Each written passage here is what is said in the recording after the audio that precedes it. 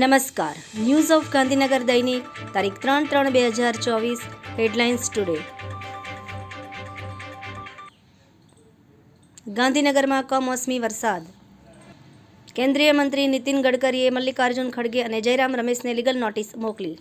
અમદાવાદના વાતાવરણમાં અચાનક પલટો. શહેરના અનેક વિસ્તારમાં વરસાદી ઝાપટું. લોકો આજે પણ તાંત્રિકો પાસે જાય છે. તે દુર્ભાગ્યપૂર્ણ જાતીય શોષણ કેસમાં હાઈકોર્ટે પાખંડી બાબાને ફટકારી સજા. તમાકુ કંપનીના માલિકના ઘર પર આઈટીનો સપાટો. કરોડોની કિંમતના ઘડિયાળો, રોકડ અને ઘરેણાં જપ્ત. તંત્રીલેખ. હિમાચલ સરકારનું સંકટ. ગૌ આધારિત સમાજ વ્યવસ્થા કેન્સરના રોગ સામે રક્ષણ આપે છે. ડૉક્ટર વલ્લભભાઈ કથિરિયા. 3 માર્ચ આજે વિશ્વ વન્યજીવન દિવસ. વર્ષ 2024ની શરૂઆતમાં જ અમદાવાદ એરપોર્ટે રેકોર્ડ બનાવ્યો. દેશનું સૌથી બિઝી એરપોર્ટ બન્યું.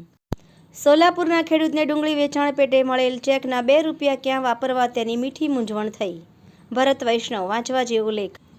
એનોજી સાહિત્ય સરિતા ગ્રુપ. વિષય પાનખર ઉપર સાહિત્ય સર્જકોની ખૂબ જ સુંદર રચના. એમસીએક્સ પર કોટન ખાંડીના વાયદાના ભાવમાં ₹200ની વૃદ્ધિ. મેંથા તેલમાં નરમાઈ. Daily market report. Naimish Trivedi. મુખ્યમંત્રી શ્રી ભૂપેન્દ્ર પટેલ અને રાજ્ય મંત્રીમંડળના મંત્રીશ્રીઓએ અયોધ્યાના ભવ્ય રામ મંદિરમાં રામલલ્લાના શ્રદ્ધાપૂર્વક દર્શન અર્ચન કર્યા. ચાણસ્મા પોલીસ દ્વારા ચોરીના તેમજ ગુમ થયેલા 16 મોબાઈલ શોધી કઢાયા.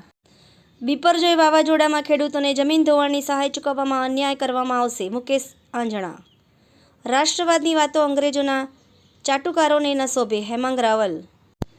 ખાણ ખનીજ વિભાગ દ્વારા સત્યકેતુ જોશીની સંડોવણી બાબતે તપાસ કરતા આક્ષેપો પાયા વિહોણા નીકળ્યા. ધાણોધરડા ગામે આવેલ શનિદેવના મંદિરે શનિજાપ તેમજ દશાંશ હોમનું આયોજન કરાયું. આભાર. મીનાક્ષી રાવલ, ગાંધીનગર. ન્યૂઝ ઓફ ગાંધીનગર દૈનિક જનફરિયાદ ન્યૂઝ.